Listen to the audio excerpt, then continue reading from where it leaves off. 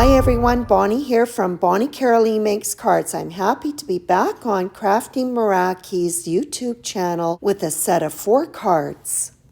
These cards are easily put together and have a little bit of everything from transfer and hot foiling to embossing and watercoloring. Although for some, watercoloring may seem intimidating, when working on small embossed images, it's easier than you think. I'll start off with the transfer foiled backgrounds. I've selected 2 different designs from Luminous Leaves Effortless Shimmer papers. These sheets are large enough that I can get all 4 backgrounds on the 2 sheets. As the designs in this paper pack have been printed with toner ink, it is compatible with transfer foils. After the foil was placed shiny side up on the design, it was placed in a carrier sheet and fed through this little laminator. To get the best foiling result while everything was still warm, I ran it through my die cutter. This extra step ensures that there is good foiling coverage. One design was foiled in gold and the other in silver. I'm using rectangular and circle nesting die sets to complete my backgrounds. From each sheet, I cut a rectangle and a circle. I'm also going to use the same dies to cut white sheet foam. The backgrounds are adhered to the foam die cuts and then onto A2 size top folding card bases. I'm a big fan of dimension and you won't find very many of my cards without it. To create pretty frames, the same die that was used to cut the background in conjunction with the next smallest die in the nesting die sets were taped together and used to cut both gold and silver foil cardstock.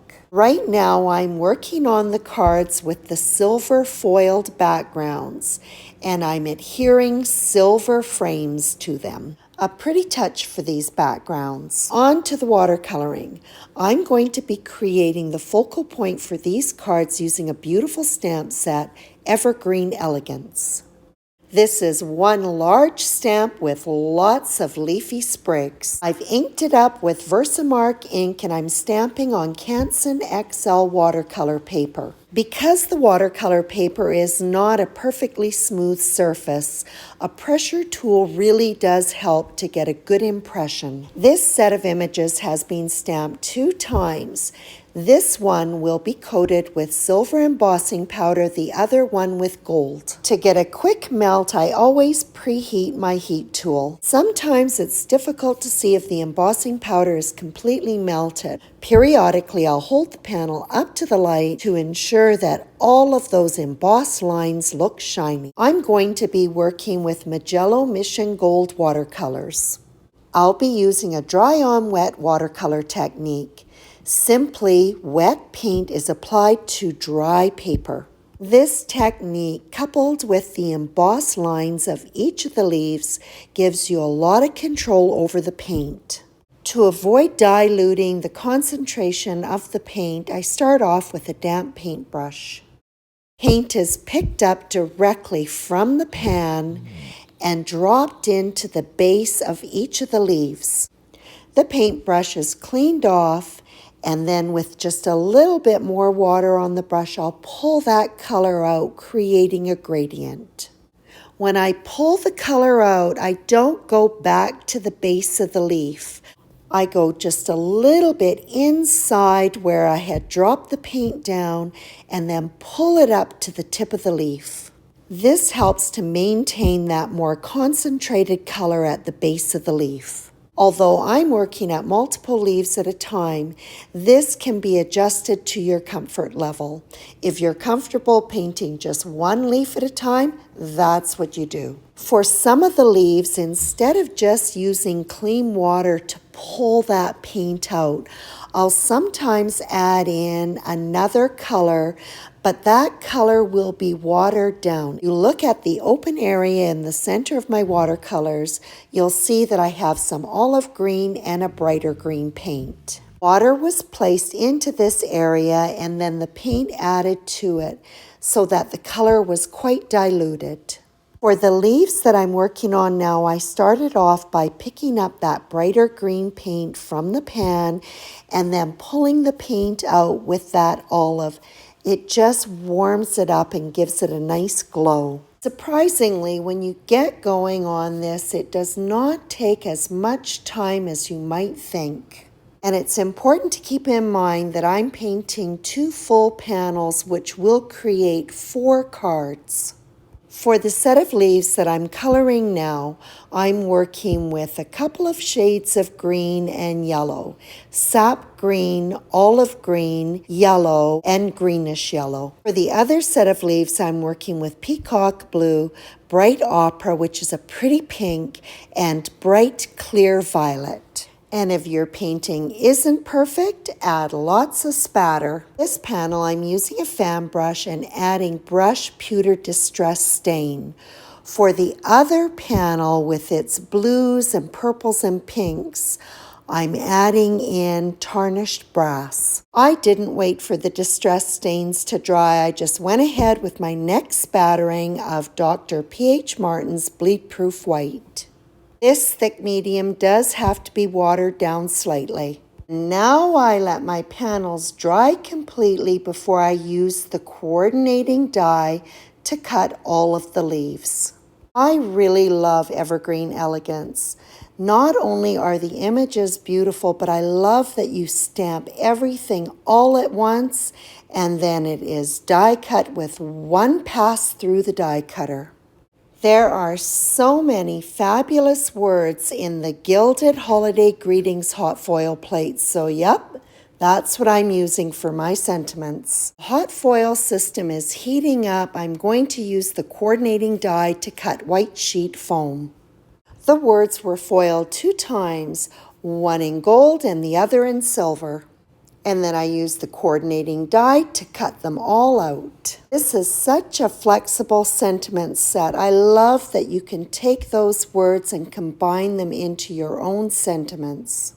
So obviously I'm not making Christmas cards, but it was easy to select words that would work together for any occasion. And for future projects, I'll tuck away all of those foam die cuts and words. Whenever I have extras, I like to store them right in the same storage bag as the product that was used to make them. Right now, I'm adhering my silver foiled words onto the foam die cuts. The foam die cuts have been left directly in the backing. When the foam is cut, it leaves a depression which makes it very easy to align the cardstock one to it. Before I pop the foam back sentiments out from the backing, I do let it dry. I've temporarily laid out my leaves so that I know exactly where I want to adhere my sentiments. You may have noticed that I'm using the Misty Precision Glue Press. I really like this tool. It allows you to control the amount of adhesive that's coming out and it never gets clogged. Here, the leafy sprigs to the framed backgrounds, I'll be using a combination of liquid adhesive and foam squares. Foam squares are placed at the top of the die cut and then at the base of the stem, I'll add in some liquid adhesive. This will cause the stem to sweep upwards, giving it a more three-dimensional look. And because everything is laid out, this goes together very quickly. I simply start on one side and work across my panel, overlapping the leaves. And the circular panel is done the very same way, except I have 2 branches of leaves heading in one direction, and then the last one going in the other direction. And I hope that makes sense. This last branch of leaves, the adhesive is added on top of the stem end, which will be tucked under one of the leaves of the previous one. And this arrangement is finished up with those pretty grouping of berries. And to finish up, there has to be some additional shine. For these silver cards, I'm using silver confetti. For the gold cards, I used Crafty Meraki Sparkle Golden Illusion crystals. To help the silver confetti stand out, I top each one up with Nouveau Crystal Drops Morning Dew. Right now it appears cloudy, but when it dries it will be clear, giving the confetti a jewel-like appearance. And on one of the silver cards and gold cards, I'm using silver and gold metallic thread to create a tassel, which I'm adding on as an embellishment. For this one, I've wrapped it and I'm just tying it in the middle and then trimming it off and spreading out those threads.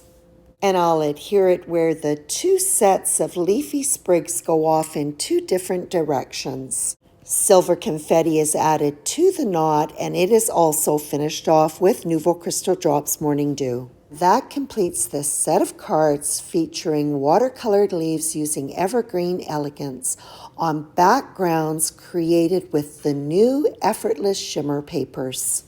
Thank you so much for stopping by, and as always, we appreciate your visit.